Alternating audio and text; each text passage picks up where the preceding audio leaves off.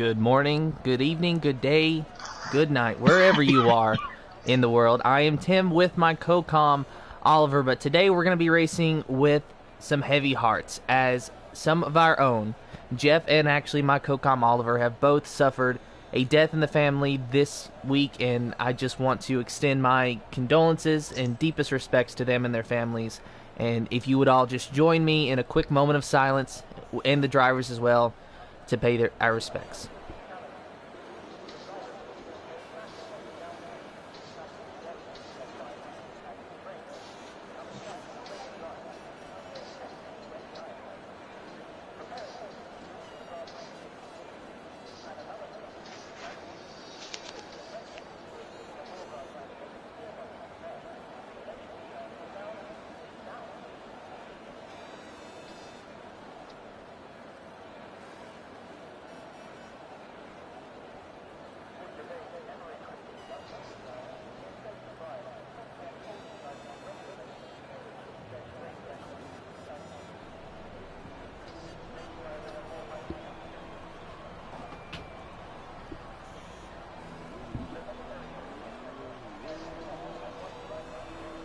So welcome once again, everybody, to Monaco for the Speed Force Racing League GP4 series. As I said earlier, my co-com this week is once again Oliver. How are you today? Not too bad, and since I haven't got an invite to the session. Oh boy. All right, hold on just a minute, guys. Gonna try to fix that. So gonna have a black screen for just a minute. But I will keep with you, so we're going to come in there for just a minute here. Got to make sure that Oliver can actually get in. So, Oliver should be able to join us any moment now. Yep. Got it. Coming in hot.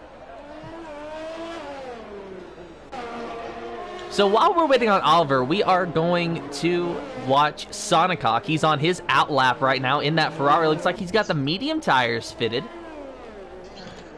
So perhaps the medium tire are going to be the compound that the drivers prefer to start on. However, as you can see there, and really not surprising, is that there's a lot of drivers choosing the softs, as they usually do. And it's Monaco. And I don't know about any of you viewers, and I don't know about you, Oliver, but when I'm able to run 5 laps around Monaco without hitting the wall, I prefer to do it with soft tires on.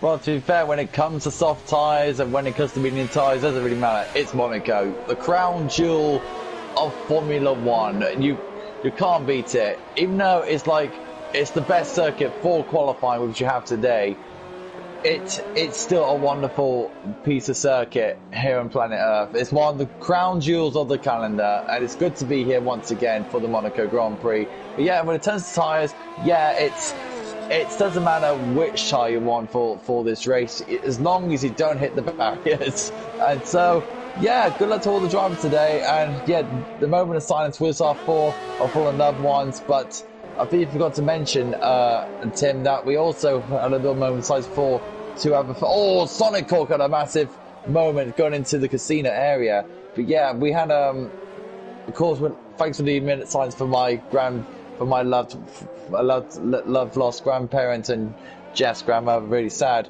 But also it's for the 1 year anniversary of Antoine Hubert, who died last year in the F2 race in Spa. So my thoughts and prayers of them and their family, and also Black Panthers Chad Boseman, who died from colon cancer. So that is also my thoughts and prayers are with him as well. But yeah, welcome to Monaco, guys. We'll hopefully give you a good race today. And so far, we're getting a good qualifying session. Gamey Things, the fastest lap, a 1:12.4. Gizlodian, a 1:14.9 on the soft tires in second. Apparently, he must have had a bad lap, because that is a 2-second difference to Gamey Things. Definitely going to be looking for Gizlodian to pull into the pits and put a fresh set of softs on there, try to get out and get a better time. Just as I'm speaking of a better time, Kara hits the wall in turn 1, but not before they set the fastest time, a 1:12.079 for Kara in the McLaren. Sykovich going P3, 1:14.234, and that's actually a far cry from the top 2. I mean, when it comes, you think about it, Formula 1 cars around Monaco, you can't beat it, can't you? No, I mean, you really can't. and I'm still watching Psychomatch here, but we are going to go and take a look at the reckoning here in the Mercedes season. Sector 3, going around the final few corners, bypassing the pit entrance, so you know he's not going to tease us there. Going down the home stretch, let's see what kind of a time that he's able to sit down. As he crosses the line now, he does go to third, a 112.416. Kara still up front. The G-Man 11, though, in second, a 112.151 that he just set. And Snellwick set the third fastest time. Now the fourth fastest time, a 112.356, because Racing Podge shooting up to the top. Racing Podge at it again. Good work from Racing Podge there. So, yeah, hopefully he gets a much more better time than he did last time out. I think that was Sanaf actually went through on a 1:11.8. So well done to Sanaf there in second place. Well done to him, and a few tenths slower than he originally wanted. So really well done to Sanaf there. But yeah, it's all about track positioning here in Monaco. You've got to be on the right place at the right time, because this is all about pit stops this race. Pit stops will be the key factor in any race here in Monaco. We'll definitely learn that in GP3 tomorrow, but GP4 they're going to learn. They've got to time their pit stops at the right time, pit safety cars at the right time, because this track will guarantee safety cars by a mile shot. You can't go through this race or the whole race without a safety car. It's not a chance. You have to be on your wits here in Monaco. You can't just lose concentration in one area, otherwise you will hit the barrier. It's all about timing and all about concentration, as Pro Oliver demonstrated that by hitting the wall at Raskas. Unlucky for Pro Oliver there. So, talking about pit strategies as you were, what is your preferred strategy around this course? Because I'll tell you this, a few months ago, I actually saw someone go 32 laps on the hard tires here at Monaco and end up winning the race. Me and my co-commentator at the time were absolutely astounded, and it's not necessarily that you don't think that you can go 30 laps at Monaco on the hard tires. You certainly can, but to be able to have the pace to win on top of that was just amazing. In my mind, you can go 32 laps on the hard tyres as long as you have track position here in Monaco. If you get track position in Monaco, if you get good pace around Monaco, it's a real good certainty that you can win the race. It's all about track position here at Monaco. It's 100% certain. If you lead in the race 32, if you're going by 36 laps on hard tyres, it doesn't really matter. If you can get the track position here in Monaco, it's a most certainty you can win the race. Yeah, and, you know, we've seen that not just in the virtual world, but in the real-life world as well. Last year in Monaco with Lewis Hamilton and Max Verstappen, Hamilton's tires were really not in the best condition, but he was able to hold off a charging Max Verstappen, not for the lack of pace on Verstappen's part, but just because there's really not a lot of opportunities to pass, and the ones that you do find close so quickly that you almost just don't even have time to pass at all. Exactly, and that's the crazy thing about Monaco. If you have exceptional pace, rocketing pace, you're not going to get past someone. If you got raw pace, you really need to find the best window of opportunity and rely on the other driver to give you that ultimate space and awareness just to let you through, or let you try to fight for it. It's one of those things here in Monaco. You had to rely on the other driver to allow you to give that a little bit more cards with, just to get the car through into the corner and make the overtake. Hookie's around Hookie lost a bit of wings, so that's gonna be a bit of a shame for Hookie. And he's going to try and make up for that. Is he coming to the pits? No, he's not coming to the pits. He's come around the last corner. Hookie now going down towards the final straight now. Here comes Chase Hookie. Chase Hookie will set a 1:11.6. Second place for Hookie. Yeah, I was riding on board with Hookie there as he clipped that wall, and it was just a matter of him getting too close to the wall, obviously, but he was just trying to stay on that racing line and get as much speed through that little S section as possible, but he just wasn't able to do it without his teammate. So on board with Energy Dan now, going through Sector 3 on the medium tires, bypassing the pit entrance, about to head down the final stretch. Let's see how Energy Dan can stack up with the rest of this field. Just over 8 minutes remaining in the qualifying session. Energy Dan up to second, a 1:11.4, and on the medium tires. Energy Dan will be very, very thrilled about that, and so did AlphaTauri with that 2 and 3. Snellweg will have to respond to that. Gainey thinks fair play for that 1 level 1, but Snellweg in a play position, that's not where you want to be here at Monaco. He probably might be thinking, I don't know, a safety car or probably just a bit of luck, to be fair. But if I was Snellweg, I'll have to go out again and set another lap time, because that 8th place will not do for him here at Monaco. No, it really will not. So for Snellweg, as you said, I would definitely be going out as soon as I can. Of course, you're looking down the paddock right now because that's where Snellweg is. The G-Man 11, though, on his flying lap once more. However, he's pulling into the pit, so he's decided he's had enough. Going to take a look at Santa. Coming towards Ratskas. Here comes Racing Podge. He's invalidated, actually. He invalidated in the swimming pool. That's a bit of a shame from Racing Podge. Here comes Karen towards the same section. He's not on invalidated lap. I was watching the pit as well. Yeah, and I was watching Sanath. He was actually on a flying lap, but then he slowed down just before they entered the swimming pool section and was able to let another car by. So, not sure what's going on with Sanath, so he'll probably be pitting this time to get a fresh set of tires and try it once more. 6 minutes and 40 seconds remaining in the qualifying session. We still have about 5 drivers who have yet to set a time, that being Bannister, Shadowlancer, Proliver, Fanning Lion, Money Mink, and Capricorn. So 6 drivers actually have yet to set a time here for the Speed Force Racing League GP4 Series. He's coming into the tunnel now. He's on an out lap, so we can have a look at Snellweg for a bit, the championship leader who's been dominating the GP4 championship at the moment, which is fanning off the AlphaTauris and James Hookey. I have to say, Snellweg was very, very lucky to get the win last week in Spain after the charging Hookey was coming after him. What a thrilling end to Spain that was last week.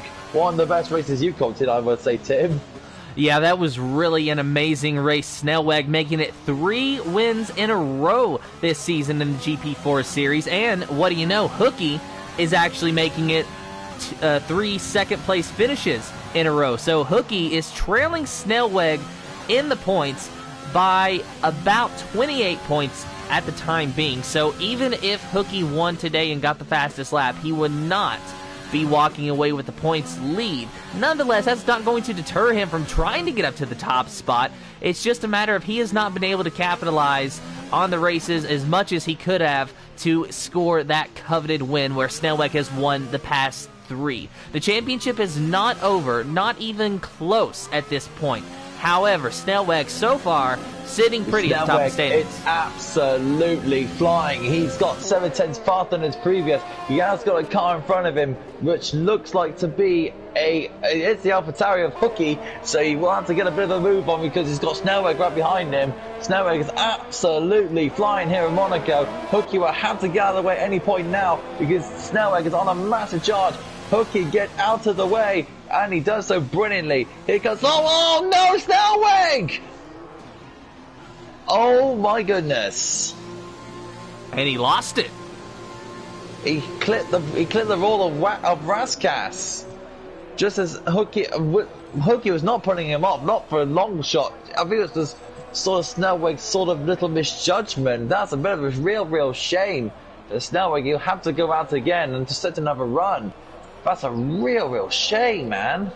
Yeah, it really is. And, you know, sometimes it's just what we get here at Monaco. We get unfortunate circumstances to where, you know, you really want to get so much faster on your lap. So you try to get in the throttle a little bit too soon, and then you're just around. Or maybe you're giving it too much wheel, and you're just around. It's Monaco. That is really the only thing that I can say is it's Monaco. Well, it's Monaco. It's like Las Vegas. It's all about gambling here in Monaco. If you gamble right, you're winning big. If you gamble wrong, well, it doesn't end well. Let's hit in the least. Here comes Fanny Line in the Red Bull. He gets around Raskas pretty well, and he comes into the pit. Car is on a lap. He's coming through the tunnel, and so is Energy Dan. He's coming through to the tunnel as well. So it's very interesting to see how the AlphaTauris will play this out. Snellweg will have to come out again, which he most likely will. I think he is. So So that'll be very good to see. Anyzan is coming through towards the swimming pools. Well, coming towards Mirabelle corner. Not Mirabelle, so I can't remember the name. It's Tabac. And now he's coming through the swimming pool section, nice and clean, into the next part. Oh, massive load of understeer. He looks like he's backed off from the lap. That's a real shame for Anyzan. I think he's still going. And it looks like Anyzan did back off after that little slide, so he's got to try again. At this point, I'm surprised that he doesn't pull into the pits and try to get a new set of tires on there. I mean, because he has to start on these tires, so he's just using them up as he keeps doing this. Oh, racing parts! My goodness me! Massive, massive spin in the swimming pool section. Now that is somebody that's definitely going to have to pit. You did not wrong. Right, Hookie's gone for another lap here in the AlphaTauri. This is the guy who's in second place, don't forget. He's now on his lap now. Can Hookie can get pole position here in Monaco through Sandevot up the hill towards the casino section. Rolls the car in nicely into the second part. Third gear, nicely done. Exit the corner smoothly towards the very slow corners. Oh, that's very, very deep. And he has, I don't know if he's backed off. We'll have to wait till he comes out to the hairpin. That's a massive slide from Hookie. Has he backed off? No, he's not backed off. He's still going for it. So, coming through the tunnel towards the new Val chicane. This is one of the overtaking zones here in Monaco, but you had to be so brave to overtake someone through there. Now cut towards the back corner. Fifth gear, turns the car in. Now through the swimming pool section, fast left right chicane. Now going to the right left chicane. Easier this time because he's got the curve on the inside. Now the famous Rascas corner really turns in hard. Now towards the final corner. In towards the final straight. Hookie will set a lap time of a 1:11.1. Fastest time on the day. To the pole position for Hookie in that AlphaTauri, and that was honestly amazing because, you know, where he kind of messed up there just past the casino section before he entered the hairpin, I honestly thought that killed his lap and that it was over and done with at that point, but he was able to recover and set the pole. He rescued it so well. Fair play to Hookie. So well done. Unbelievable lap from him. That's fair play. Fair play from Hookie. Oh, yes, definitely. So we've got AlphaTauri 1 and 3 on the board right now. Of course, Energy Dan has retired from the qualifying session. Hookie on the pole so far with Gamey Things in second with a 1:11.194. Looking at Kara in the McLaren now going to ride on board with them as they're going through the casino section now. They'll be approaching the hairpin momentarily. This little right-hander is kind of like a trainer to the hairpin, and then here's the ultimate hairpin. So if you haven't figured out the right-hander, don't even attempt the left-hander. At least that's what I always tell myself, but that's why I don't like running at Monaco. But then again, I haven't met many people who do. Kara, of course, in 7th with a 1:11.802, and the qualifying session is officially over, so that gives the drivers time to finish the lap that they're on before they call it a quits. So this is Kara's last shot at the pole, and they hit something. Their front wing is a little bit less front wing-like. I believe that was the right side end plate that flew off, so going to be causing that McLaren... No, never mind. There is a right side end plate, but it did look like there was some blue debris flying, so maybe a small part of the wing still flew off. But Kara crossing the line, not going to improve their time. Their best time is going to stay a 1:11.847. Great qualifying that was for Hookie. That was that one lap to make it all, and literally banged out of the blocks. But this is the biggest surprise, Tim. Snellweg's in 10th after qualifying. Yeah, he is, and that is, as you said, not only the biggest surprise, but just, I would assume that would have been unheard of at this point. Especially here in Monaco, man. It's not where you want to be here in Monaco. If you think about it, it's all about track precision here in Monaco, and that being in 10th place, that's going to be real tough. But anything can happen here in Monaco. Anything can happen. Yeah, anything definitely can. Even though he is in 10th, he's definitely not out of it. Snellweg, of course, trying to go for 4 races in a row, standing on the top spot of the podium. Of course, he won last week in Spain and the previous 2 weeks as well. But qualifying is officially over, as you see the McLaren of Cara, as I said, officially in 7th. And here is your starting lineup for the Speed Force Racing Series, Monaco Grand Prix GP4 Series. Hooky in 1st, Gamey Things in 2nd, Energy Dan in 3rd, Saneth in 4th, Racing Podge in 5th, The Reckoning in 6th, Cara in 7th, Fanny Lion in 8th, The G-Man in 9th, Snellweg in 10th, Kvyat Torpedo in 11th, Bannister in 12th, Shadowlancer in 13th, 14th is Sonicock, another fast driver that did not have a good qualifying session. Psychomich in 15th, Gizlodian in 16th, Capricorn in 17th, Proliver in 18th, and Money Mink in the 19th place, rounding out the grid. Proliver and Money Mink did not set a time in the qualifying session. So... Go ahead, Tim, Oliver. I've got to ask you a question. Is it finally Hooky's destiny to win a race? Is it finally the day? Well, I think we were saying that last week as well. However, as you remember, a safety car came out. Hooky decided to pit for softs, and to be fair, almost got his way back up to the front, but just came up 1 spot short to Snellweg. But you might be onto something here, is that Hooky on the pole, this might be his day. You said it yourself, I said it myself, that Monaco is not a track that is famous for a lot of overtakes in recent years. So that could play well into Hooky's hands. Now, I'm sure there's going to be plenty of drivers that's going to try to get by him, and I wouldn't even be surprised if 1 or 2 of them did. The question is, if they do, will he be able to get back by him? Because he's obviously quick, he's obviously fast, not just here, but in previous weeks as well. He just, as we were saying, not been able to capitalize on it. Especially Hooky, when it comes to Monaco, Hooky's in a super good position to win the race, but also his teammate Energy Dan as well. Just remember this, Tim. He's qualified on the medium tyres in P3. Talk about this is P3 on mediums here in Monaco. I always talk about track position here. It's like a game of chess, and right now Energy Dan already played a very good first draw in the first the race didn't even begin. So Energy Dan has got a super bright position on the medium tyres. So he's obviously going opposite to Hooky. And when it comes to opposite strategies, like I always do, they always sometimes work. So Energy Dan, keep an eye on him, because he could be a big factor in this race.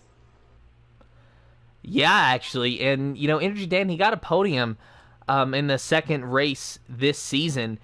And last week, he ran fairly well. Him and Hooky both basically dominated the first half of the race. Then Energy Dan picked up a time penalty, and I think he had some contact with another car that kind of relegated him to a not so great finish, while Hooky was able to break through for the podium. So would not be surprised if we saw both AlphaTauri cars on the podium at the end of this race. But we're just looking down the F1 paddock now, waiting for this session to start.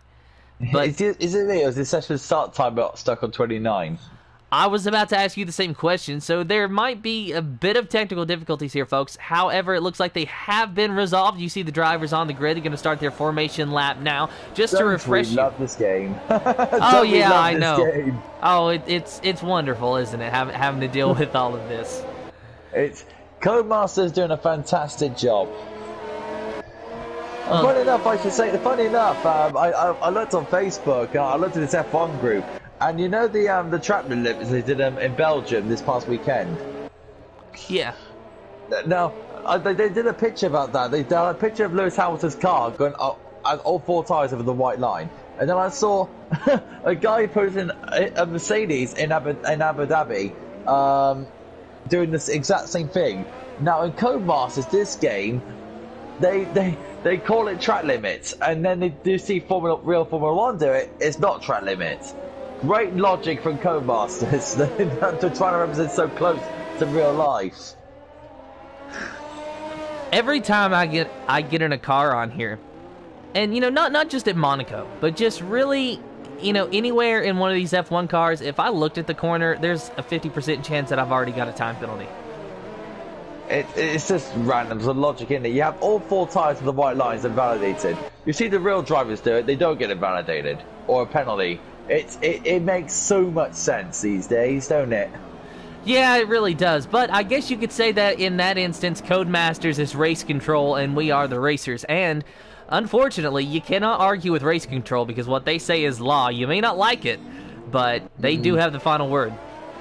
Here we go. The drivers are lining up for this Season 7's race of this, well, round 7 of the season.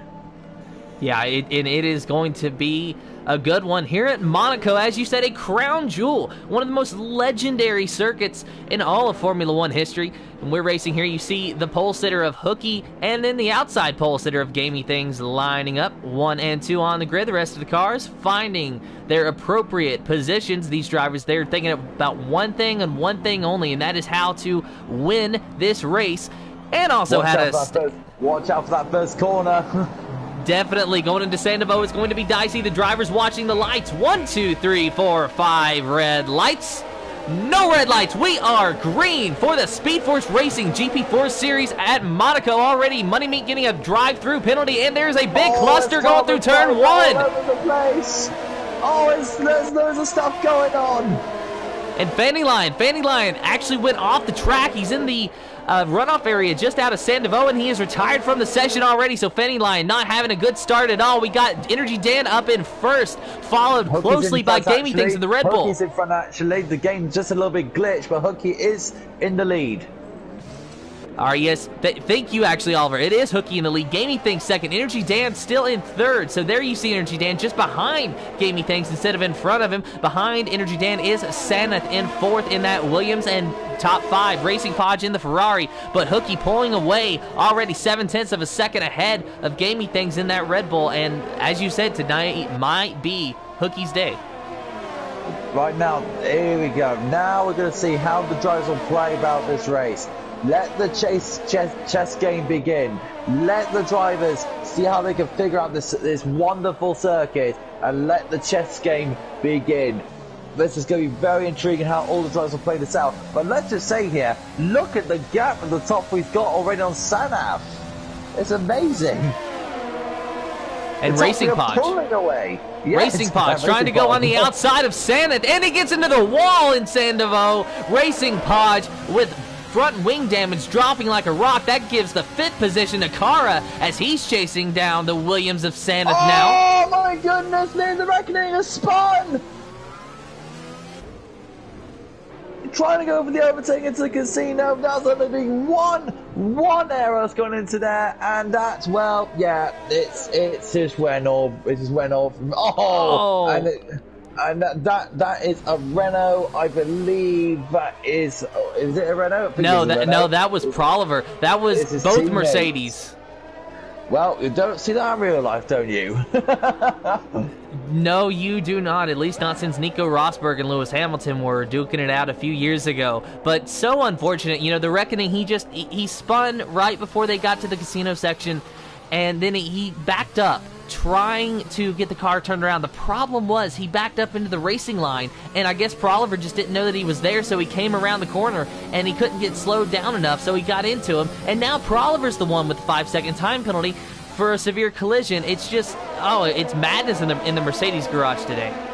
And here we go. And look at this. Snellweg has made up places after that spin. He's moved on from P10 to P6. Look at this. Snellweg's he could be a bit of one to watch today. So keep an eye on Snellweg. This is a very interesting thing to see. Yeah, Snellweg. As he goes. I expected him to make up some positions, but I did not expect him to be in P6 after only 3 laps. So good job on Snellweg's part, now chasing down his teammate of Kara. So both McLarens running 5 and 6. And even if Snellweg finished in 6th today, it would be a good points day for him, I do believe, and definitely better than if he had finished 10th like is where he qualified. So Snellweg just trying to do everything he can here, though, to chase down his teammate. He is on the soft tires. In fact, I'll pull up the detail there for you now. There you see the tires fitted on all these drivers. So Hooky and Gamey Things, of course, on the soft. Energy Dan starting on the medium. So his first stint is going to be extended out a little bit further than normal. Of course, Sykomich in the Haas, he qualified on the hard tires. So he started on the hard tires, and he's going to stay out there for quite a long time on the hard tires. And you did say that how many laps they can last up to? I've seen him last up to 32 laps. 32 laps. So if you can last them that long, you can just go straight to the soft tyres and you can say happy days, really. So, yeah, don't count out Sykovich. It could be a bit of a surprise factor today. The trick with that is he is going to have to make sure that he manages his tire wear perfectly throughout the entire race. The hard tires, obviously with being only 3 laps in, are pretty good right now. But here in about 15, 20 laps, that's when we're really going to find out if Sykovich is going to be able to extend those hard tires for an unorthodox amount of time to gain some track position. But as you said, if you have track position, you can normally do well here in Monaco and not have to worry about pit strategy to a degree, of course. Energy Dan's got a 3-second time penalty for multiple warnings. That's huge. But in the battle for the race lead, so had to keep an eye on that note. But yeah, but when it comes to Monaco, it's timing's everything. It's like playing poker chips in race cars. You got to be really you have to take the risk or nothing. It's going to be very interesting to see how the drivers will really help play out their strategies today. And so far, the winning strategy looks to be start from the pole and gun it, because Hookie in first is 3.6 seconds ahead of Gamey Things. Did not realize that the gap had grown that much already, so good job on Hookie. I'm sure he's wanting to stay there today because he was not able to do it last week. But Energy Dan, as you said, getting that 3-second time penalty, that's not deterring him from chasing down Gamey Things in that Red Bull. So we got AlphaTauri and Red Bull battling it out through the hairpin. It looks like there is some lap traffic. That is the Haas car of Kvyat Torpedo. So it looks like he might be holding the leaders up here just a little bit. There are some blue flags waving to tell him to move over and let the faster cars by. We'll see if he adheres to them or not. So riding on board with Energy Dan, you can see Gamey Things up there. Gamey Things just about to catch the Haas of Kvyat Torpedo, but now we have a virtual safety car. Big collision there. We got a big collision in the second, right after the hairpin. Look at the train of cars. There's been a contact with the 2 McLarens, and the 2 McLarens have massive contact. And look at the train of cars is ahead now. So, look what's going on here. The McLarens have obviously touched because them two were at the first part of that corner, and everything went up since then. Gee whiz! So Kara, who was running in 5th, now back down to 8th. Snellweg now in 5th, but I do believe that Snellweg actually picked up a time penalty of sorts. And now, look, all the drivers are pretty much pitting, except for Shallow Lancer, because he's on the hard tyres. Look at this. Shallow Lancer's gone to P4. Good work from Shallow Lancer there. And Sykovich has gone into P4. So right now, the hard tyre runners, they're doing bits right now. All right, so Snellweg, he is pitting, as of course you're saying, some hard tire runners. Add Snellweg to that list. He had to get a front wing change and change to the hard tires, so that means that he can last to the end of this race, but it's gonna be a mammoth task for him to try to do that. That's going to be 33 laps that he's gonna have to make those tires last, but I think that the drivers that just pitted can definitely do so. And they've already met the 2-tire compound requirement in the race, so they don't have to worry about pitting again if they can make it last all the way. But Snellweg in 12th now, and very loose on those hard tires. Of course, as to be expected, they don't have quite as much grip as the soft tires do. Approaching the hairpin, Snellweg just trying to get by, and actually a very, very pretty line through there. And he's down the outside, almost got Gamey Things with Gamey Things. So side by side, great move from Energy Dan Colonel Sandybot.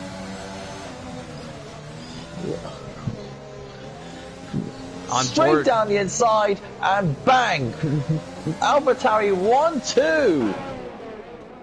And there you go. They are continuing their dominance from last week in Spain. So these AlphaTauri guys, definitely the ones to watch this season.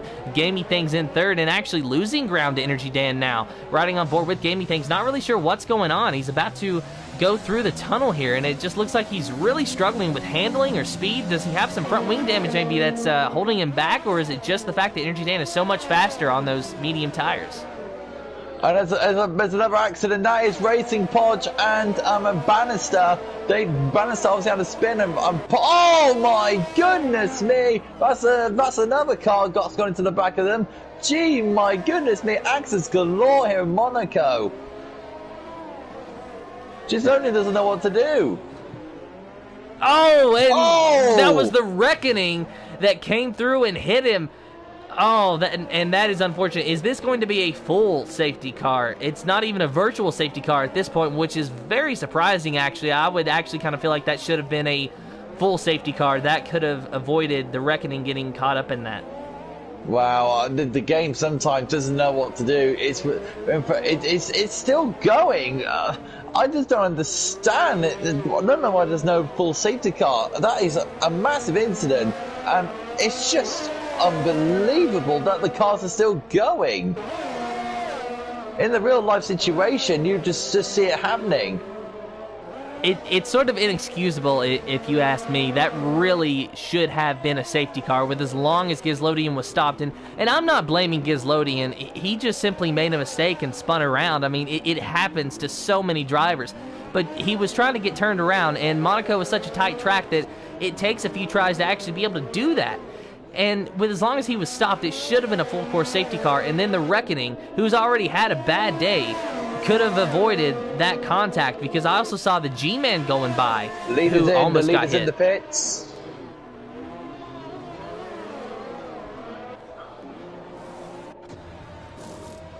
So the AlphaTauri of Hookie getting the hard tires put on now, so he's going to go to the end of the race.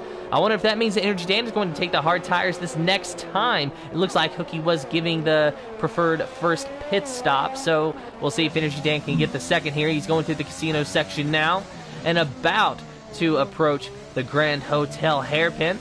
There he goes around it now in first, 6.2 seconds ahead of Gamey Things as he's approaching the tunnel section. And Energy Dan, you got to remember, he does still have that was it a 3 second or a 5 second 3 time seconds penalty? Yeah, so that's going to come into play when it comes to where these drivers finish at the end of the race here. And I don't think that that's a time penalty that you can serve in the pits. So Energy Dan will have that applied to his final race time, even if he pits this time. And Shadowlancer, he's all over the back of Psychomich now. Shadowlancer is flying at the moment, but now he's stuck behind the Haas driver of Psychomich. So it'll be very interesting to see how Shadowlancer will deal with Psychomich in the Haas. Maybe he has got Sonicorp behind him as well. He's making another of one of his comeback drives. So this will be very interesting to find out how this start will get on. On board with Shadowlancer now as they approach the swimming pool section. Psychomich actually pulling away, so it looks like he's got a little bit of a better bit of straight line speed than this Williams here. But through Sector 3 and just past Rasgas. And about to start down the front straightaway here, of course bypassing the pit entrance. Both these drivers, they can't go all the way, but they can go pretty close. Psychomich and Shadowlancer both 9 laps now on those hard tires going through San Devo. Psychomich still has the advantage, but Shadowlancer through turn 1 was able to actually gain some ground on him. So Shadowlancer might actually be a little bit faster than the Haas machine. It's just a matter of where they are on the track. It's indeed. Shadowlancer has to time his overtakes absolutely perfectly. He did it before, so he can do it. He can overtake here in Monaco, but it's all about the right timing at the right place. It'll be very interesting to see how it all plans out. So through the tunnel, Psychomich and Shadowlancer goes. Of course, that is Sonicock and the Ferrari just kind of trailing this group. Sonicock is still in contention to try to pass these two guys and actually really driving it in deep that time and using up a lot of track. And what's Gislodian doing? He was literally stopping. Now he's going again. He was literally stopping for everyone else. Very weird one there for Gislodian. He was literally stopping on the track, but he's just probably letting everyone through. But I don't know if you can stop on track, can't you? You shouldn't be able to. However, if all he was doing was letting some faster drivers by and he was out of the way, I guess no harm, no foul. But yeah, it's kind of puzzling. So I didn't see it, so I'm not sure what happened. But Gislodian, of course, a few laps ago, spinning out and then getting hit by the Reckoning, just because of a chain reaction. it was unfortunate. So Gislotti just not having a good day. Oh, Shadowlands is all over the back of Psychomich's Haas. He's sneaking around past him. He's calculating at the moment. He's calculating to see how can he get past Psychomich's car. You can see that Tom is performing a lot more better on the hard tires than Psychomich's is.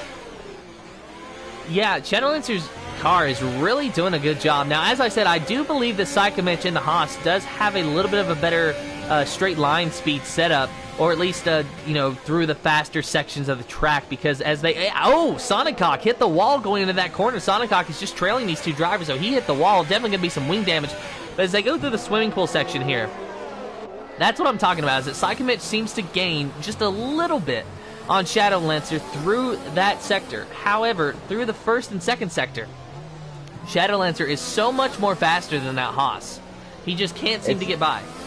Exactly. And now Tom, he's got overtaken on the DRS on, but again, Psychomich is just holding him off once again with the straight line speed he's got in the Haas. So he's pretty much got a very good setup on. So it's very good to see that Psychomich has learned to set up well to deal with the straight line speed that he's got in the Haas. So it's really, really good to see that Psychomich has been learning how to get the straight line speed.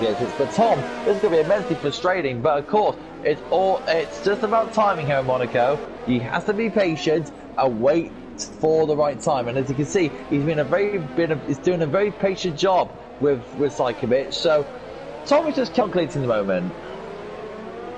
Yeah, and Psychomich, he must have a low downforce set up in order to get that straight line speed, because you can see there he is just kind of pulling Shadowlancer a little bit. Then Shadowlancer through the corners can really make up some ground.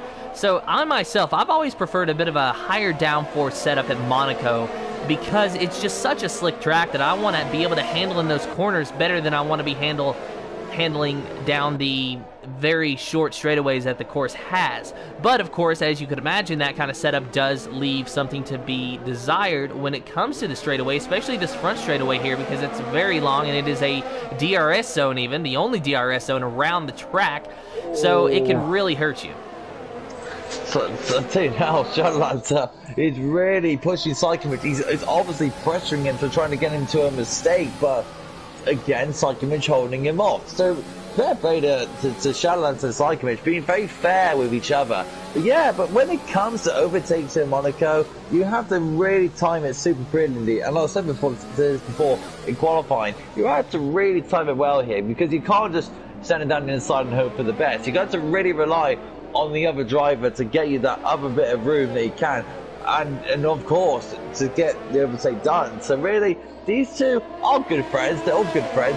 Energy Dan now the leader is in the pits now. Energy Dan's in the pits. We're hopefully going past him, so we're very interested to see how those two will play out their strategies. But yeah, so with Tom, he's just playing it out at the moment. He's playing it safe. He's doing the best job he can in P5. He's in a very good position. So Tom's just minding his own business at the moment. So he's doing a good job, along with Psychomich and the hard tyres, so can't really complain.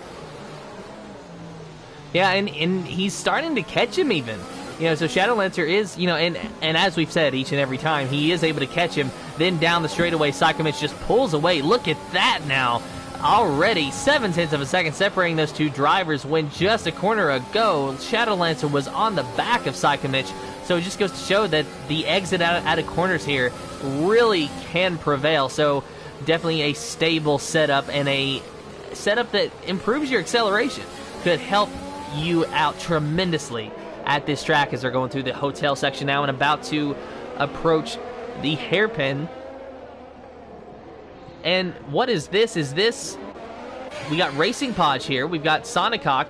That is a lapped car, actually. I thought that for a minute... Reckoning. Yeah, that's the Reckoning.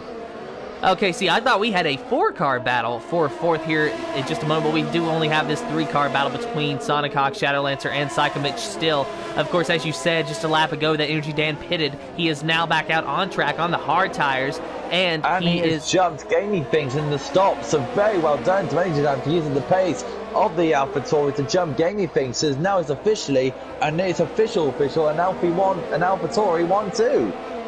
Yeah, and not only that, Energy Dan has only 0.3 of a second on gamey things, which is not good when it comes to his time penalties. But when you look at the interval between Energy Dan and Hooky, 15, now 16 seconds between Hooky and Energy Dan. That is tremendous. That is just an amazing gap that Hooky's been able to create.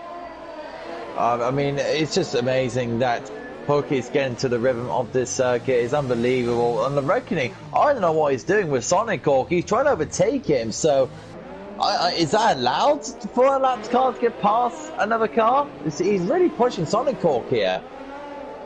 I don't see why it wouldn't be allowed. However, I believe it would become an issue if he starts to hold up another battle. So if he can get by, Sonic Hawk, if he can get by Shadow Lancer and Psychomich and go on and try to unlap himself, then I say go for it. Just do not hold up a battle for position when you're just trying to salvage a day. You said it's not a 4-car battle. Well, guess what? Racing Podge is there now. He's coming. So it's about to be a 4-car battle. So it's going to be a Haas, Williams, and 2 Ferraris. And look at this. Still Sonic Hawk being pushed by the Reckoning, as you said. And now Racing Podge going on the outside, the inside now. What a sneaky move from Podge. Wow. Even as a lap car, fair play.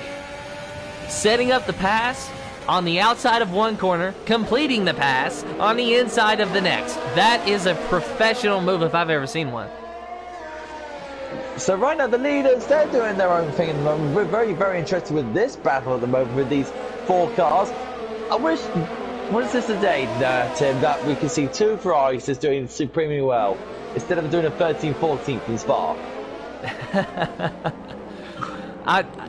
Those days are long past us, at least this season. Maybe next year for all you Ferrari fans. And believe me, I am a Haas fan myself in the real-life Formula One, so I'm right there with you. I'm also experiencing the unfortunate pain that is being a fan of your team that's not doing well. And wow, what was that?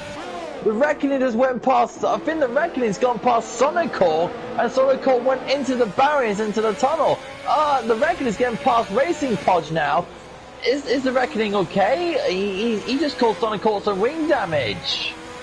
Yeah, Sonic Hawk, the left side end plate is gone from that Ferrari, and he is dropping back. He's lost a significant amount of ground to his teammate. Went past Sonic Hawk into the tunnel, and Sonic Hawk had to get out to the way, but in doing so, he had to go. He went into the wall, well into the barriers, into the tunnel. I don't know if that's. He's a lapped car. Do you think he's? I don't know. I don't know what's your view on it, but that's a bit of a risky move from the Reckoning since he's a lap down. I really have no idea what's going on with the Reckoning. I kind of feel like he's trying to unlap himself, but maybe he doesn't realize that the leader is over 30 seconds ahead of this group, and I don't think he's going to be able to make up 30 seconds in 22 laps. No. No.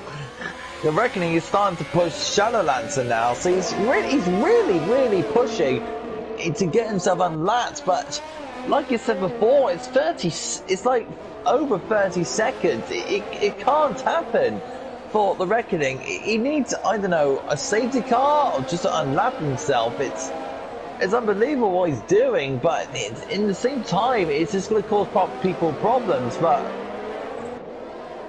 if it's, I don't know if the admins will have a look at this and say this is okay, but it's getting blue flags now. It's like Tom's going down the inside of Psychomich.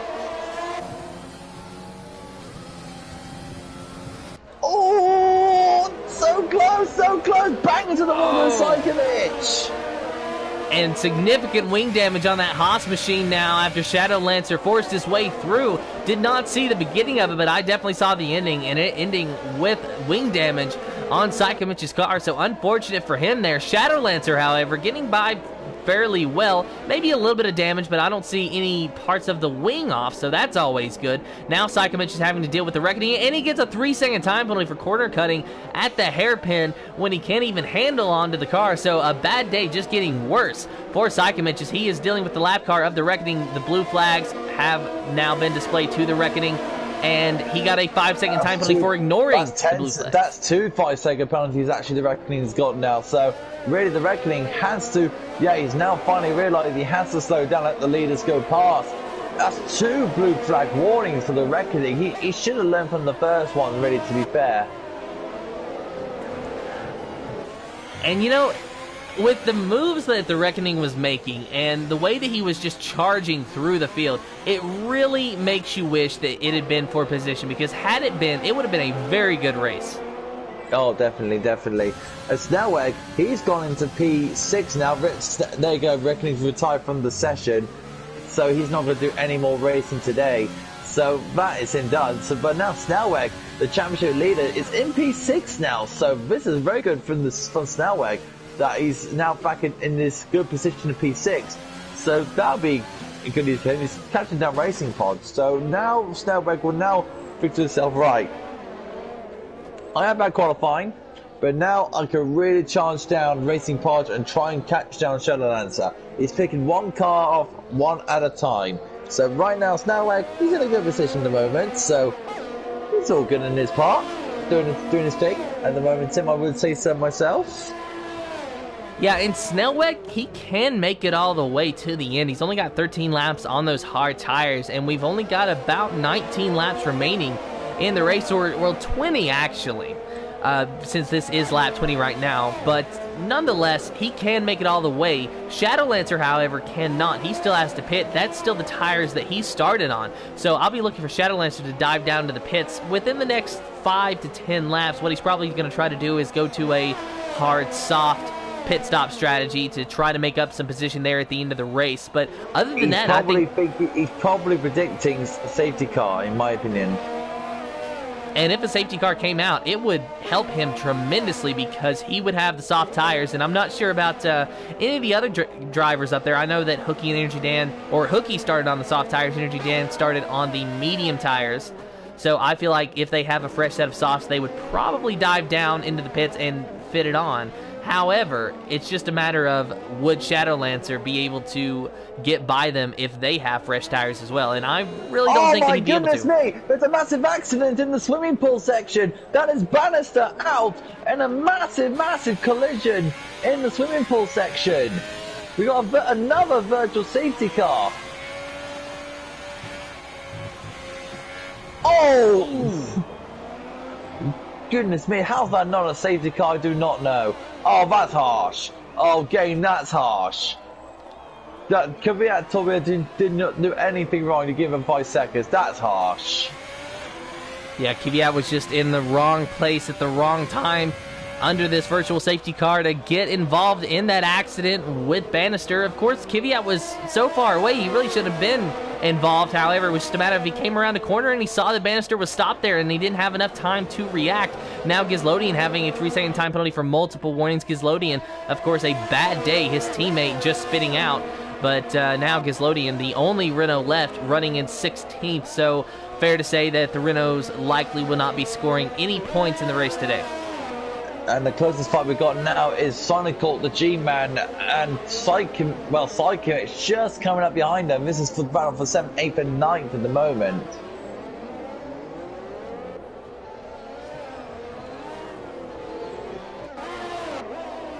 So there you see the G-Man battling with Sonicock, going through the casino section. Sonicock doing a good job to hold on. And Sonical is doing a very good job to hold on. The G-Man is on 12 lap old medium. Sonical's only on 4 lap old hard, so he can go to the end of the race on this set of tyres. So, like I said before, the G-Man has to time it well to when it comes to his overtakes. But let's mention the Hookie here, Tim. He's nearly 20 seconds ahead of Engidan, and Engidan is 1.5 seconds ahead of Gamey Figs. So right now, AlphaTauri are pretty much dominating this race from start to finish. They played a brilliant race today.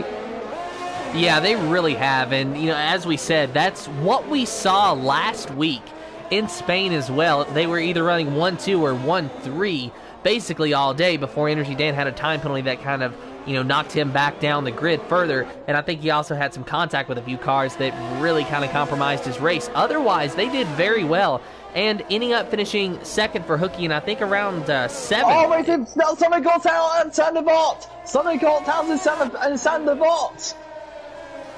And what happened there? He just, I don't know, he overcooked it, I think, and Sander Bot, so, and again, no safety car. So, I don't know what's next here. Well, very unfortunate for Sonicok. Of course, there early on in the season, it seemed like it was just going to be the Snellweg Sonicok show, especially around the course at Vietnam, where Snellweg and Sonicok for the last 5 or 10 laps were just battling it out and, you know, swapping positions and basically nose to tail. And, you know, I expected Sonicok to be a lot faster this season than what he has been after he showed the speed initially early on. But today, he crashes out from the 9th position, so that's going to relegate him to a 15th place finishing position when it's all said and done, and that, of course, is outside of the points big time. So very unfortunate for Sonicok that he's not going to be able to score any points today. His Ferrari teammate Racing Podge, though, running in 4th, is the sole Ferrari left in the field, so if he can stay up there, he'll be able to get some points at least and salvage a day for the team, but that does not help Sonicok's race. Yeah, exactly. Shadowlands playing a very good strategy when running in P5, so right now he's playing a very good race at the moment, a very safe race in my opinion, but a very good race. He's made 8 positions and he just stopped, so he's doing a very good race at the moment. AlphaTauri, in my mind, Tim, they're my favourites to win the Constructors' Championship in all said and done. They're just dominating, they're leading the front, and right now they're doing a fantastic job at the moment. And they really are, and I just can't say enough, you know, how amazing it is that they have been able to get out to the lead that they are. Gamey Things, of course, 2 seconds behind, or 2.8 seconds behind Energy Dan, while Hooky is 18.9 seconds ahead of Energy Dan. So we see Energy Dan, he's just kind of got a track all to himself at the moment, running in P2, so a very comfortable position for him. Gonna go take a look now at Psychomich. He's starting to gain on the G-Man 11 in that pink Racing Point machine that you see there. Psychomich running in 8th, G-Man in 7th. Sorry. Lap 24 of 39 here for the Speed Force Racing League GP4 Series at Monaco. And it's mostly a one-stop strategy. I saw someone in the comments asking that. Yes, Monaco is mostly a one-stop, assuming that you do not get into any wrecks. Psychomich, I do believe, is on a 2-stop at the moment because he had a wreck to where, you know, he just got caught up and his front wing was gone. So Psychomich, I do believe, is on 2 stops. Hooky and Energy Dan are both on 1 stop, as well as Gamey Things and Racing Podge. And Shadowlancer as well, actually. It has been amazing to see that all the drivers are doing super well. Pretty much, in my mind, the most difficult circuit on the calendar, because Monaco, it's narrow, it's twitty. It's like basically Formula 1 cars doing rallying. Because I do rally games as well for a living. It's narrow, it's twisty, no room for error, it's barrier left and right all the way through, and the drivers are coping it really, really well. Fair play to the GP4 drivers today. Yeah, and they're just doing such a great job. But I do like your comparison that it is basically like Formula 1 cars trying to go and rally. That is probably the best comparison I've heard to describe Monaco and Formula 1 cars, and I gotta say that I could not agree more. This track is, I believe, a little bit too narrow for these cars, honestly, and that there needs to be either some changes to the cars or maybe we shouldn't run here. Very controversial opinion, I'm sure. No. You can't say that about Monaco. Monaco is the crown jewel of Formula 1. You can't let this calendar go off the calendar. This race go off the calendar. It's the drivers. Most of the drivers live here. Formula 1 drivers live there. Even though we hate the circuit as racing, but for qualifying, it's just amazing. That's in my opinion. Yeah, I think that there can be changes to the cars to make the overtaking a bit more better around here. But it's Monaco. It's the crown jewel of Formula 1, and you get the pit, you get the parties on the boats as well, and the motorhomes. The Red Bull motorhome they have here is amazing as well. If I go to Monaco in real life, I'll go straight to the Red Bull motorhome, because that thing is sick on the water. I love the Red Bull motorhome. See, I've never really watched anything about the parties. I'm just always there for racing. So when I see the racing product not being up to snuff, then that's what is unfortunate to me. However, today in the Speed Force Racing League, I think that the racing product has actually been fairly decent. We've seen a few overtakes here and there, and pit strategy to top it off with nice little icing on the cake there. So it's always good to watch here. You're going to take a look now at Shadowlancer, though, because we were talking about him just a while ago. Of course, moving into the 5th position, he's on the medium tires with 4 laps on those tires, so he's able to go to the end of the race. I think Racing Podge might... But look who's chasing Shadowlancer down. You could probably guess who. Snellweg. Tom's got some fun. Snellweg, of course, the driver who is on a 2-stop strategy here. So he started on the softs, I do believe, then pitted for the hards, stayed out for a while, then recently decided to pit for the mediums 4 laps ago, and now he's starting to chase down Shadowlancer, as you said. Of course, first he's going to have to deal with the lapped car of Money Mink there. That is the P10 running Alfa Romeo of Money Mink that you see in front of him. Snellweg going past him with relative ease. So he's about to go down the final straightaway here, but he lost a lot of time dealing with the Alfa Romeo, so that's a 3.6 second gap that he has to make up to Shadowlancer now.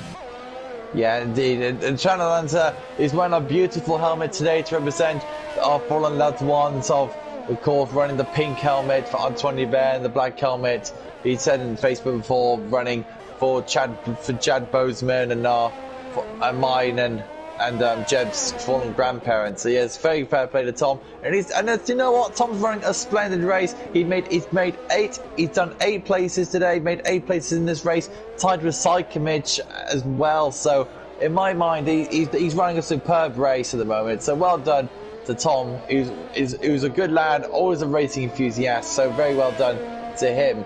It's going to be very interesting to see how he will plan out when he gets Snellweg on his backside. So that'll be very interested to see.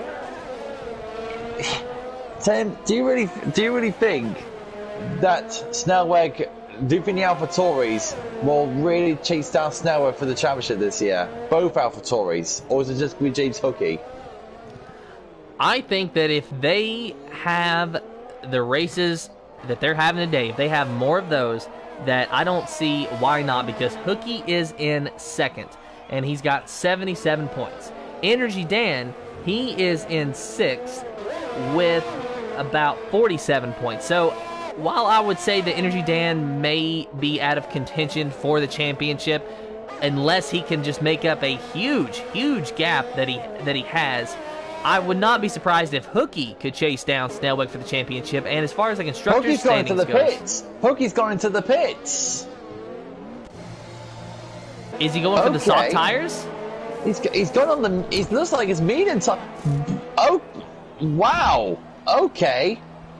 And wing damage. Apparently, he's getting a front wing change, so that puts Hookey down to 3rd place at least. Oh, this guy that cannot catch a break, man. Wow, so that puts Energy Dan, his teammate, up in the lead now with an 8-second gap to gamey things and 11 laps remaining in the race. That is a massive surprise. I wasn't expecting Hookey coming to the pits at all. So, yeah, Hookey did lose a wing, and he pulled it into the pits, had to get that changed, and, obviously having to put on some fresh set of tires as well. I mean, why not at that point? Unfortunately, though, for Hookey, he's got an 8-second gap that he has to make up in about 10 laps. Is that even possible with fresh mediums versus old hards? Because watching it now, it is dropping significantly. It's already down to about 8.1 seconds, where it was about 8.3 just a while ago. Now it's almost down to 7.9 seconds, so it might be possible if he can keep this pace, but it's going to be a mammoth task for him. So, yeah, we're just watching Hookey here to see what he can do. Already 7.3 and 7.2 seconds now as I watch this time interval drop down, but now he's going to have to deal with the Alfa Romeo of Money Mink. Is Money Mink going to move over and let him by? Yes, he does. So good sportsmanship there from Money Mink. Hookey not losing a lot of ground at all. 6.3 seconds now in just 1 lap. He made up 2 seconds to the car ahead of him. But that's the car ahead of him. That's to gamey things. That's not to Energy Dan. To Energy Dan, the gap is even more. The gap is 15. Yeah, 15.1 seconds. I don't know. It's not enough. And he needs a safety car to catch down to Energy Dan. It's going to be very interesting to see how this all plans out. But look at this. Snellweg is finally catching up to Shadow Lancer.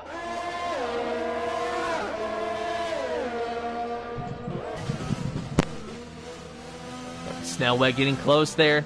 1.1 seconds behind Shadow Lancer. Of course, the car behind Snellweg, that is a lapped car, so that is not for position. Snellweg in 6th, Shadow Lancer in 5th as they go through the hairpin. Snellweg catching Shadow Lancer at a tremendous rate now. Still about a second behind him.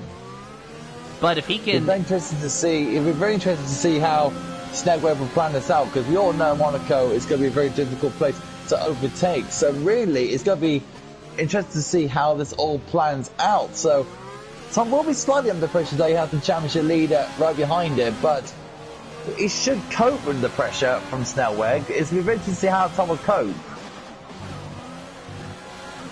Yeah, I mean, there's definitely a lot of pressure there. I mean, of course, Snellweg winning the past 3 races and probably not going to be winning today, but a 5th place position would be a good points day for him, so that's what he's hunting for now, is just as many points as he can possibly get. Shadow Lancer, of course, just trying to hang on. He's had a few good races here and there, but just hasn't been able to capitalize with a win, and again, won't be able to do that today more than likely, but still, 5th or 6th place, a good points day for him, and that's what it's about, is staying consistent, and so far, he's not only just staying consistent, he's staying consistently ahead of Snellweg, to where Snellweg is having trouble catching him. He has got the time down now to about half a second, just over half a second now, and was not a good hairpin for Shadow Lancer that time, but nonetheless, he's still doing a good job hanging on to it and staying in front of him and defending this position.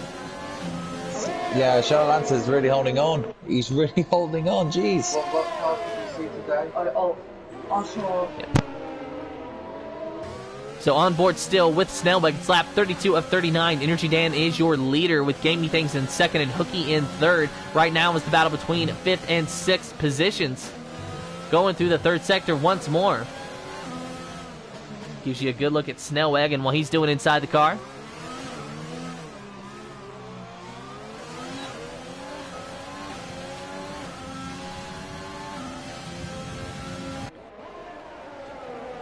Through Sandoval now. Snellweg still so very close to Shadow Lancer. Here in just a moment, we're going to rejoin the battle between Gamey Things and Hooky. But we're going to take a look still at Snellweg and Shadow Lancer to see what Snellweg can do, if anything, to get by Shadow Lancer, because Hooky is going to have the same problem once he reaches Gamey Things here in about a lap's time. The gap between Hooky is 9/10 of a second to Gamey Things. The gap between Snellweg and Shadow Lancer flirting around half a second, now 7/10 of a second.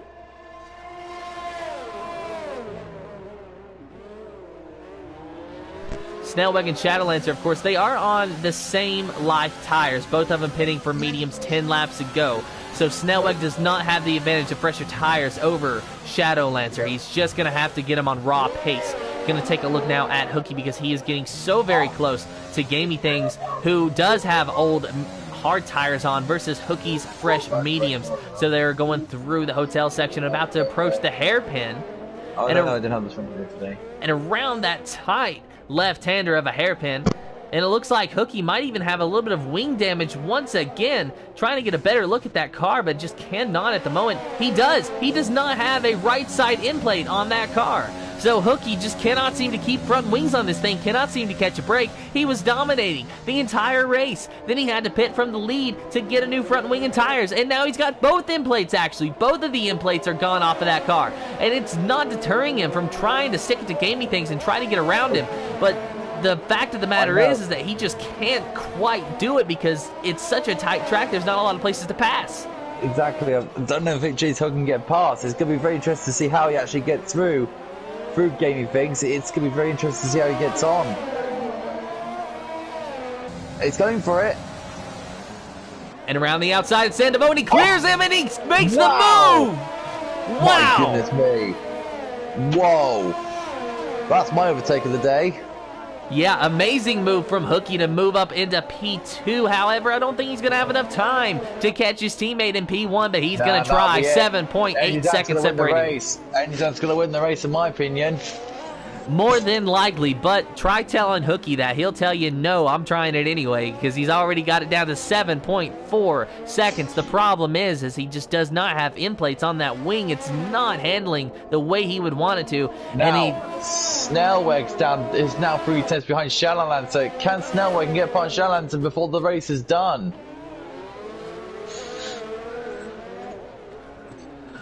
On board with Snellweg, right up on the back of Shadowlancer. This has been the battle that we've been watching for the past few laps before switching over to Hooky and Gamey Things. And it's really just been a battle of frustration between Shadowlancer and Snellweg. Snellweg getting so close, but not able to get by Shadowlancer. Shadowlancer just trying to defend and probably sweating in his seat trying to hold on to a top 5. I think he's more sweating in his seat. He's probably it's more pooing bricks than anything else. But Snellweg's doing very well at the moment. Tom's doing very well, keeping him under pressure. We're keeping Snellweg in tag. So we're very interested to see if Snellweg's trying to go for it. No, not anymore. Shadowlancer cutting them off. Lap 35 of 39. Just 5 laps to go here in the GP4 Series Speed Force Racing Monaco Grand Prix. You are watching the battle for 5th place between Snellweg and Shadowlancer. Energy Dan is your leader, 5.7 seconds ahead of his teammate of Hooky66. Gamey Things in 3rd. Snellweg's hit the wall. Snellweg just hit the wall, lost an end plate. Oh, and that might have just put an end to Snellweg's top 5 bid today. And can I say something else, Tim? But don't count out James Hooky just yet. He's 5 seconds behind Energy Dan. Remember, Energy Dan's got a penalty done for yet. Another 2 seconds. You never know. Hooky can probably sneak a victory. He might be able to, but he's going to have to gain a significant amount, and he lost a little bit, 5.9 seconds now. It's still got enough time. It's 3 laps to go. It's going to be tight. Now 6.2. Yeah, the race is done.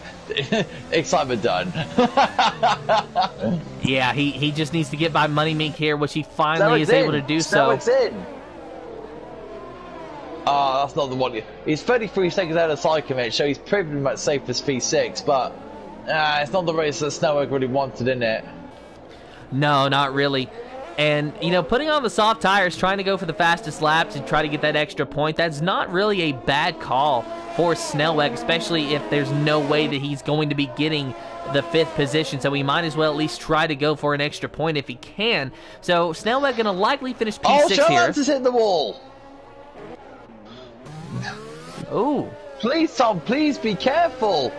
He's lucky not to lose any parts of the wing, which is lucky, but he was very, very lucky, so he can carry on, so it's all down to Shadowlancer can hold on for a very incredible top 5 finish.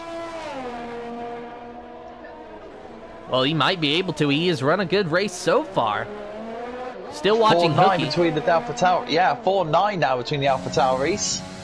Running strong, not just minding their own business. Who's that? That is Racing Pod that had a little spin, but he's just carrying on now, just carrying on with his day.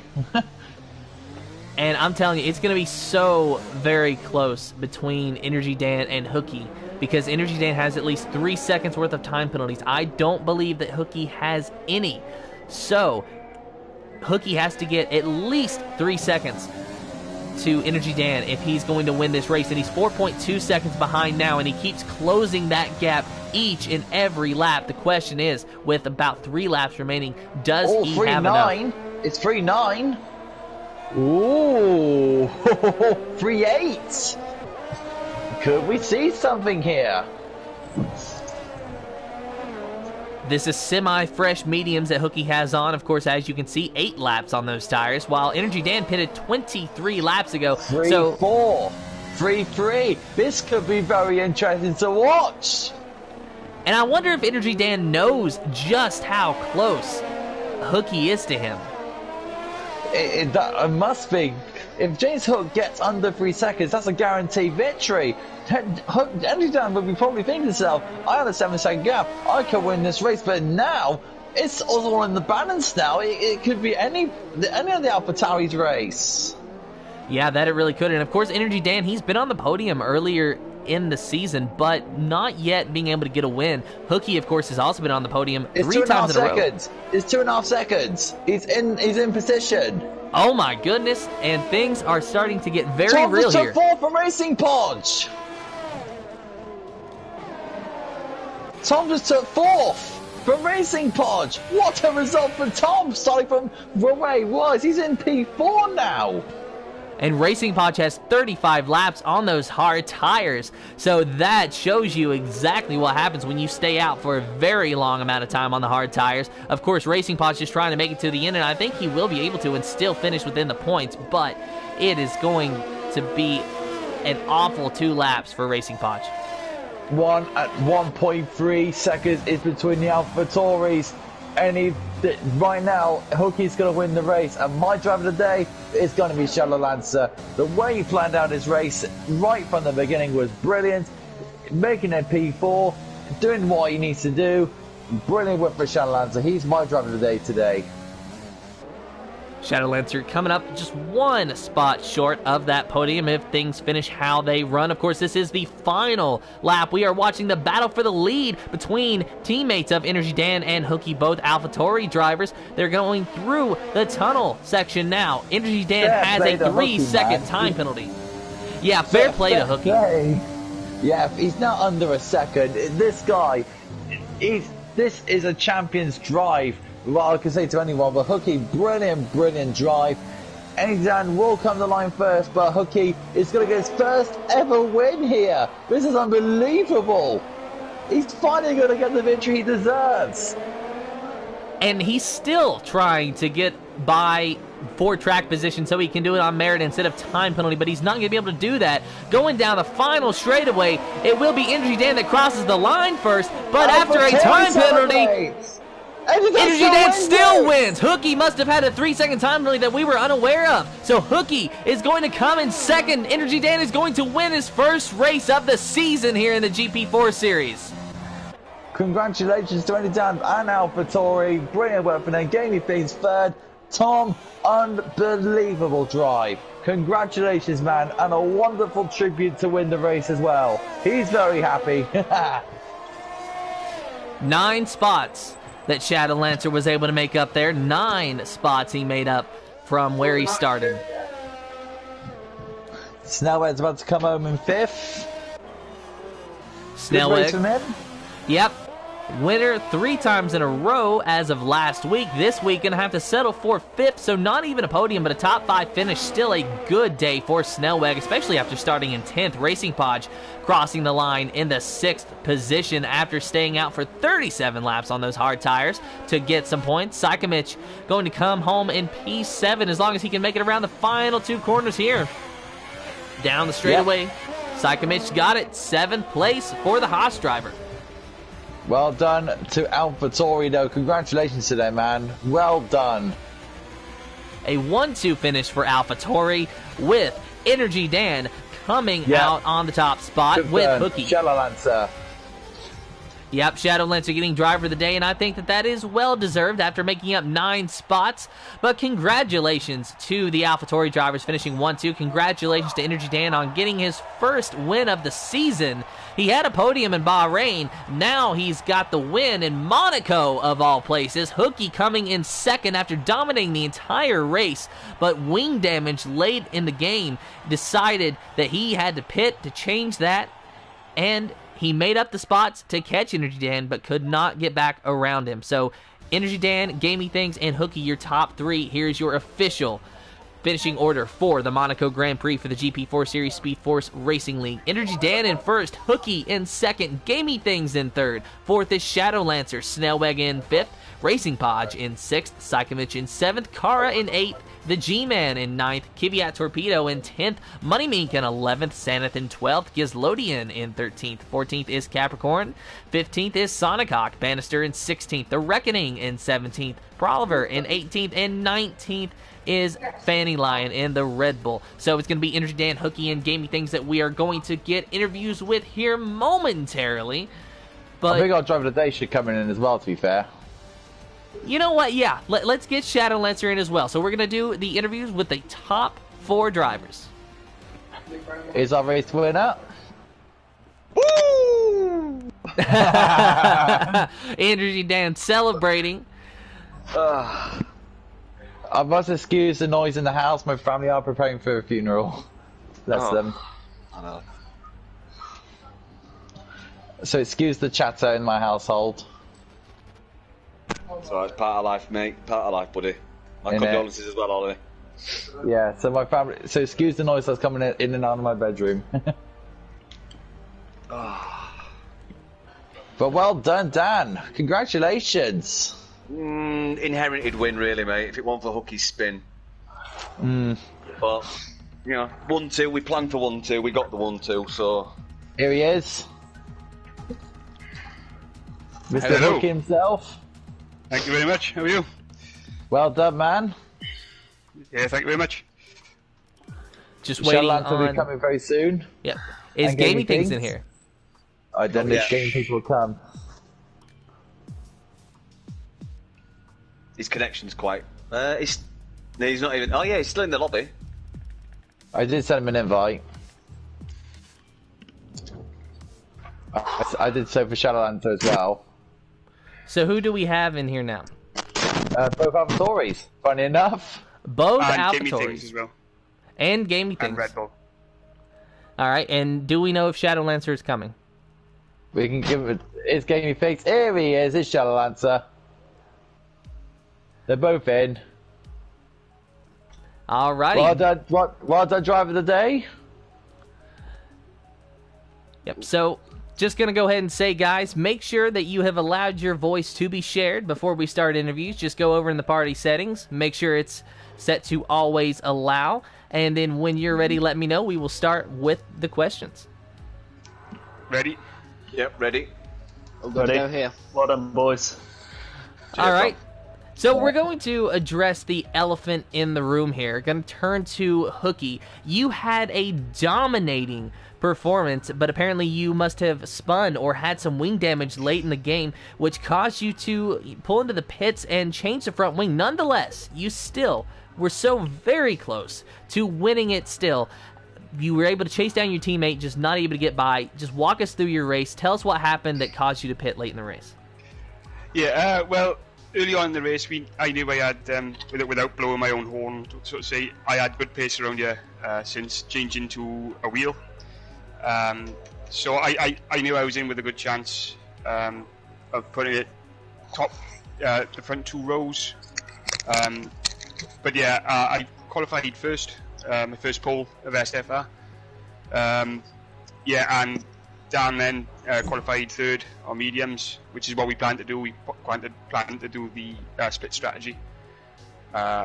Again, I switched to hards lap 8. They felt brilliant. Laps of concentration, lap 14. I clipped the curb just before the entrance of the tunnel, spun, almost ended Psycho Mitch's race whilst taking my own wing. Then I gave me things to try and overtake after I spun, changed for mediums, and I just tried my best, and lucky enough I managed to get the 1-2 with Dan. And Dan, what was it like taking the lead out of that part of the race? It felt pretty bad, really, because our strategy we've been trying, it was always going to be the split strategy, and to be honest with you, Hooky was normally finishing like 14 seconds in front, because I don't like the hard, so my plan was to just stick out the mediums till about lap 14 to 19, depending on traffic, and then spend as least time on those hards as possible. So, yeah, I didn't really like taking the lead, because I knew Hooky was faster on those hards than me, but towards the end, I think we're stuck behind Kvyat or someone. I said, look, I'm not even going to try and overtake him because I'm not sure if his car's AIing or not or whatever. So we just, towards the end, we kind of agreed to just take it across the line as we were. Otherwise, Uki would have been another 6 seconds in front of me, to be honest with you. But so yeah, fucking congratulations, Uki. Great race, mate. Thank you, and you. Cheers, buddy. All right, so now we're going to go ahead and turn gamey to... things. Yeah, gamey things. Let's talk to gamey things. Finishing in P3, and, you know, had a bit of a quiet race, but a good points day. So tell us about your race today. Well, firstly, to say, I haven't been on the podium since for not last season, but the season before that. So I'm happy to be back here, and to do it in Monaco feels pretty nice. My race itself, I had a very good qualifying. Oh, by hooky, I'm quite mad you took the pole off me by 1/100th of a second. I am sorry. 18 thousandths. Oh, was it? Oh, you... 18,000th of a second. I mean, I'll just say I probably could have beat you, but on my last flying winning qualifying, I hit my wings, so I had damage. Yeah, I had Dan looking at the screens and he said you dinked your wings, so I had my fingers crossed for me to just nip it a little bit. But yeah, no, it was a very good qualifying lap by yourself, buddy. Thanks. Anyway, the race itself got a nice clean start, which, to be fair, is actually quite rare in Monaco, I must say. And yeah, like you said, that is the most quietest in Monaco I've ever had. I mean, I thought maybe keep quiet. I mean, these two alphas. Yeah, the name Alpha definitely fits their speed today. There's no ice catching up with them. I was hoping I could probably stay with them because I knew they have penalties. So I hope getting there just to get at least one of them through penalties at the end. But the guys just booked it away, and I had no chance. But P3, I'm very, very happy. Yeah, congrats, mate. Yeah, well done, mate. You deserve that. Now, Mr. Driver of the Day. Hello there. Tom, can I ask you? Yeah. You played the race. What was your race like in general? You had snail work on your backside. You had the two Ferraris behind you. Then you had the Reckoning behind you. What was that going through all your head? Well, let's be honest. We all know how competitive GP4 is. You've got a fantastic bunch of drivers there. And the first time when I had Sonic behind me earlier in the race, I was thinking, I better get past Mitch before he catches me, because knowing how quick Sonic is, he's bound to be hard to defend. But considering how tight Monaco is, it kind of gives you that chance to hold your own a little bit more. But yeah, to be able to hold off Sonic and Snellberg, I'm really happy with myself for that. And what was it like having a Lat's Reckoning literally doing his in his own namesake? You want to see said I'm reckoning Sonic Hawk's race just for declining him into the wall. What was your perspective on it? He was a Lat's car. Yeah, very strange that, but I just knew I had to get just focus on my own thing, keep my head down, and get on with the job. But yeah, I don't know. My media responses are terrible. I know. But all in all, so how does it feel finishing ahead of the championship leader, Snellweg? Delighted at that. And I've got a lot of respect for Snell, because knowing how is he not only he can hack it in GP3, but I definitely think he's a championship contender in the making, because of the amount of races he's won this season. But watch what you're saying. You got two AlphaTauri boys in here. I know. We hungry. We hungry.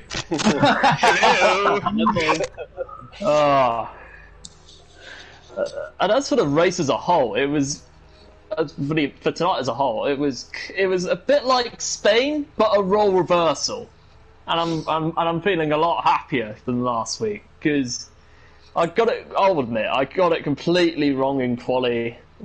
Had to wait until the last 2 minutes to put in a run, only for it to be in P13. But in the race, Really happy with that. I think the pace was really good. I got my strategy spot on, and most importantly, I kept it out of the walls and away from other cars as well. Any questions for you, Tim, for any of the drivers? Well, Shadowlancer, driver of the day, of course, as Oliver said, you made up 9 spots rather in the race. So, did you really think that was a possibility going into it, or did you just say, you know what, we're just going to do this and we're going to see what happens? Whew. I mean, you never say never, but when I started in P13, I was thinking, got nothing to lose here. Just do the best I can, see where I am at the end of the race, and luckily, aside from having to avoid to keep away from incidents up ahead very early in the race, again, it just fell into place. Really, I'm really happy with that. Yeah, and sometimes that's just the way that these things work out. Any parting words from you drivers? Sorry? Watch out for the AlphaTauri boys on the next race, because we're coming for you. I'll be going for that podium at some point. Is that a measure as a Snellweg AlphaTauri, is it? Yeah, is that a measure as a Snellweg? I will say one thing though, actually, and just in conviction with me and Hooky, we talk about races, we practice, we communicate during the race. There's a lot of drivers that I think could benefit from communicating with the teammates, because all week leading up to the race, we talk about strategy. What's the best setups, what the best tyre strategy for us both, and what we've achieved today is literally a week-long exercise of trial and error and discussions. So it just shows what you can do when you actually put your mind to it and include your teammate in the planning. Exactly. I have the same feeling with my teammate Mason as well as in Mercedes. So we have the exact same feeling about us as teammates. Yeah. So it just adds to the pleasure of getting a 1-2, especially around Monaco. Yeah. I know, Josh. Now I'm starting to. Although I'll happily welcome my new teammate in with open arms, I now miss Hooky. There's no hard feelings, Tom. Yeah. I'm glad you're doing well, mate, and I'm delighted for you. He's like his mobile phone. He's upgraded from an Apple iPhone 4. He's gone up to the Apple iPhone 10. For God's sake. What's the iPhone, man? They're crap. At least I've got a Samsung Galaxy S10, so I'm happy with what I've got in terms of mobile. Hooky, can I ask, when is that first feature going to come for you? Possible next week for France? Or Canada, wherever the next race is? Baku. It's Baku is the next one. Guess who likes Baku? Guess who likes Baku? Is it the other AlphaTauri? Yes! I'm dreading Baku. Remind me to deliberately start at the back next week just to avoid the carnage up ahead.